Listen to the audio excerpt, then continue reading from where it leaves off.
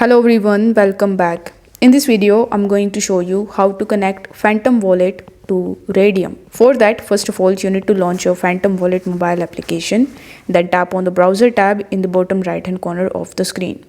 Over here, you just have to scroll down a bit, and in the trending sites section, you need to tap on see more. Over here you will be able to see a Raydium, so you need to tap on Raydium and then you will be redirected on the official website of raydium.io. Now over here you just have to simply agree to these terms and conditions, and here press the connect button in the top right hand corner of the screen.